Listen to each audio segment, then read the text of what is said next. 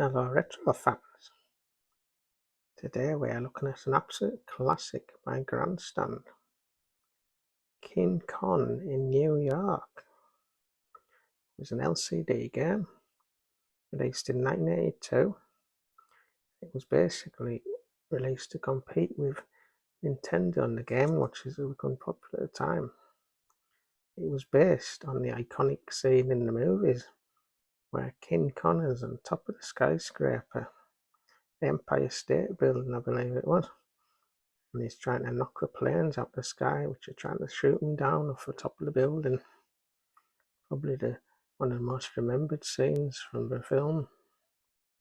Anyway, this tries to recreate the excitement of the film. You've basically got to move left to right. You've got to catch the planes and knock them out the sky with Kong.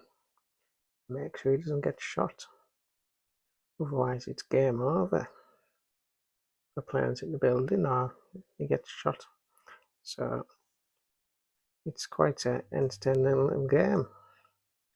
There's a left and right button, and there's a mode button which you can select game A and B, but it's also an action button.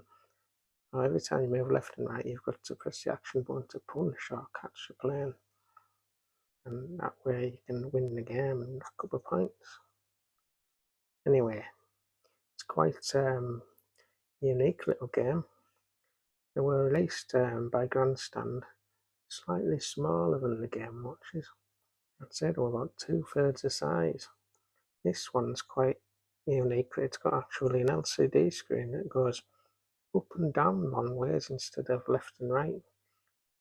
Most of the GAME&WATCHs and LCD games had a screen that was along left to right. It was like it's vertical and horizontal. This is like vertical, whereas if it was horizontal. See, it takes the button batteries. It's standard in these type of games.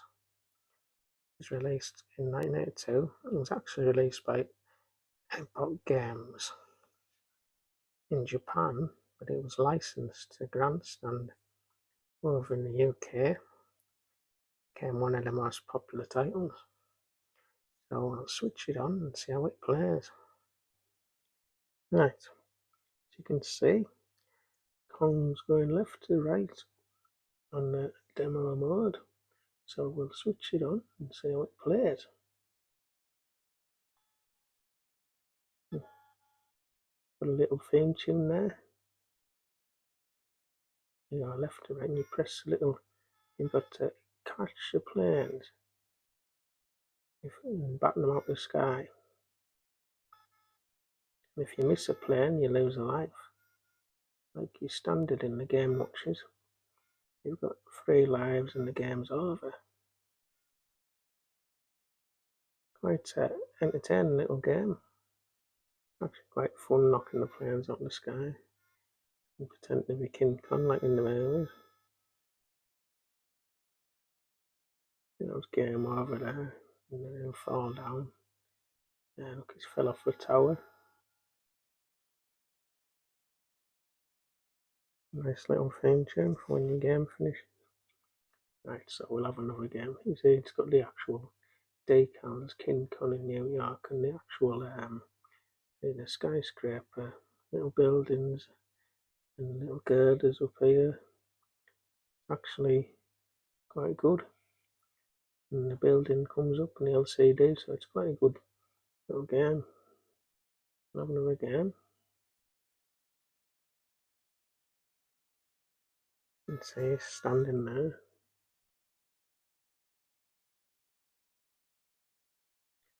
You actually got to bat the planes out the sky.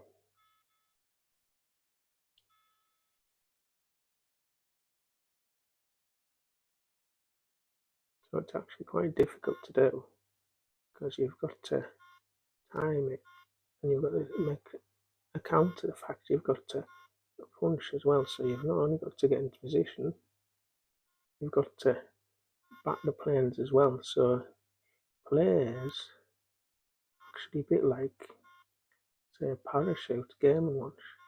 You've got to move left and right and catch things, but because you've got to press the extra button, does affect the timings. So you've got to add a few more milliseconds onto your movements to make sure you catch the planes. Actually not as straightforward, but well. This fell off again. Planes have got me. Oh, so it's quite a good little game, this. I think there was another one released, King Kong in the Jungle, and that was like a blue cabinet instead of a green one. In a similar box, it was like a similar sort of game. So if you like this game, it might be worth getting that as well. Anyway, if you liked my review, please like and subscribe and share the channel. I'll put some more games on. This is one probably to look out for. Grandstand, released in 1982. Actually one of the more iconic Grandstand games that people remember. I remember people had it when I was a kid. It's one I didn't have, but people used to bring it into school and play it. So it's one I remember. Anyway, I'll see you next time, Retro fans.